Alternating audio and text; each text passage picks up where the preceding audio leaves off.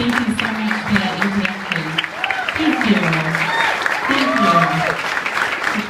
An incredibly warm welcome. I have been so inspired just sitting here and listening to all of the stories that have come from this. And I remember the phone call that Jeff and I got on very early on, and after receiving an email, and he was explaining to me what EPIC meant to him, what it meant to Boston, and what it meant to each and every member that participated, volunteered, that was with the organization, and in its partnership with City Year, who I am a huge fan of. And I said, yes.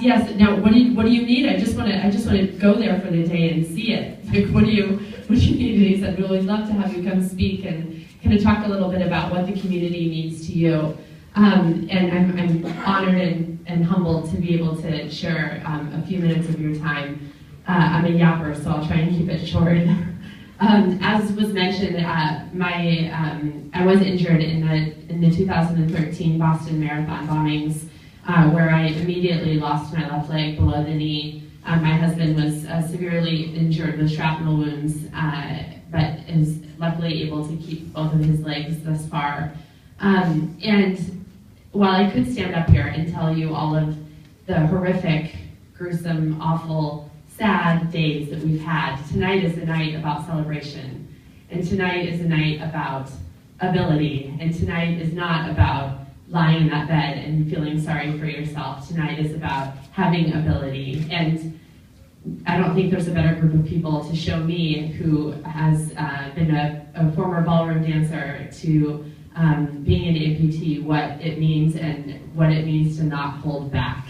And so I thank you all for that. And it means the world to me as a new amputee. So I'd instead like to, instead of going into all those details, I'd instead like to share some lessons with you that I've had to learn and relearn along the way. One of those lessons, and perhaps one of the biggest lessons that I've learned, is that when someone tells you something can't be done, it's more of a reflection of their limitations, not yours. I'll say that again, just to make it stick. When someone tells you that something cannot be done, it is more of a reflection of their limitations, not yours. You are limitless. You are leaders. You are able, and you are ready to take on this challenge. And I learned that because I had someone tell me early on in the hospital and put their hand on my wheelchair. I didn't have a prosthetic at the time, and it was very early on, and I wanted to dance again, and I was telling everyone I wanted to dance again. I had no clue whether that would happen or not. But I had this determination, and this man it was a medical professional, not my doctor, by the way. My doctor's like Superman to me. He may as well be Superman. But this other guy put his hand on my wheelchair on my shoulder, and he said, you know, I've been here for a while, I've been here, and I've never seen an amputee dancer. I just wanted to make sure that you knew you shouldn't have hope. And I was like, I'm sorry, what? my fierce, angry self that was like, what? That was out loud, just in case you were wondering. Like, in case you thought that was the thought in your head, that was out loud. And I didn't say any of that. I just sat there and was stunned, and that someone would come along and tell me that something couldn't be done when I was already thinking that in my head, being so vulnerable in such an early day, early on. And he said, I just want to let you know I've never seen an amputee dancer, and your chances are 1 in a million. And I raised my finger in the air, and I pointed it at him, and I said, if my chances are 1 in a million, I will be that one. And I wheeled my wheelchair around, and I wheeled around. Thank you. And I bawled my eyes out, only hoping that my words were true. And all I can say is I hope he saw me dance. And I don't know if he did, but I'm just hoping I'm hoping he did. But it's really important to realize that when someone tells you something can't be done, it's only because they haven't seen it before. That's all.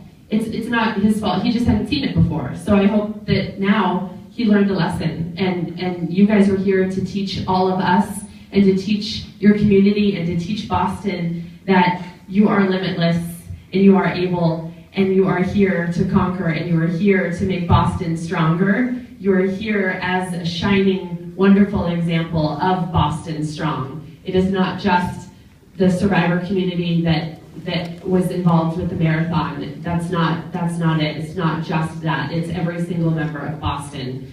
And that includes all of you.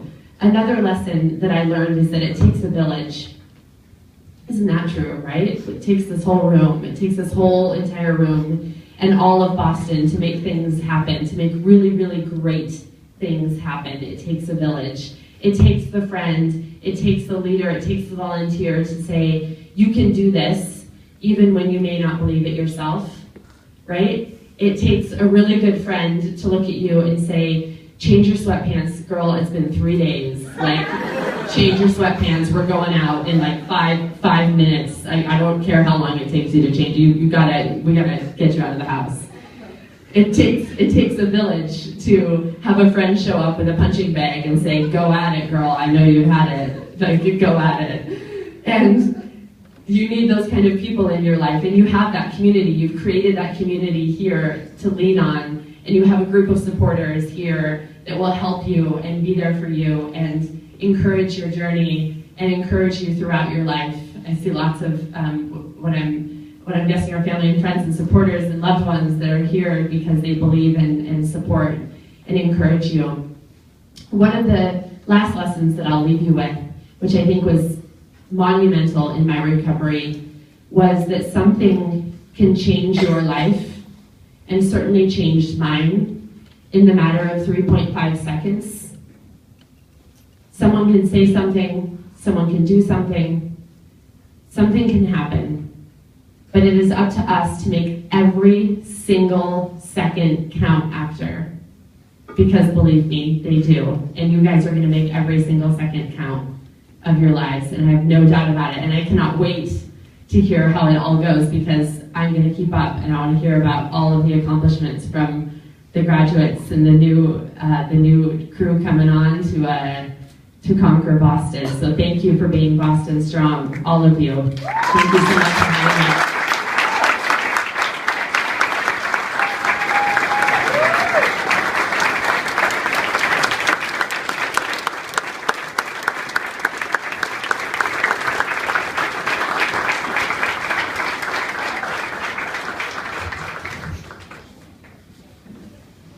So we want to thank you for being here.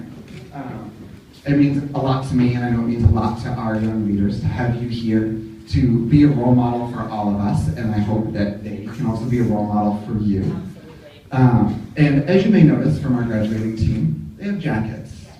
These are jackets you have to earn. That's why they're not wearing them yet. That's coming in a couple minutes. But we think you've earned this jacket as being part of the Epic community. So we would like to present you with an Epic jacket.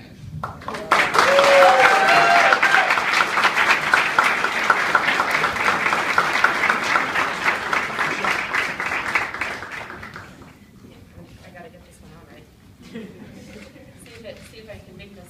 Oh, that's awesome. Thank you. Thank you.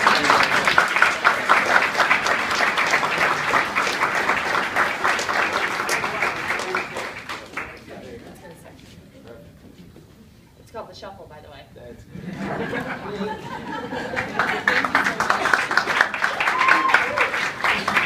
hear it again for Adrianne.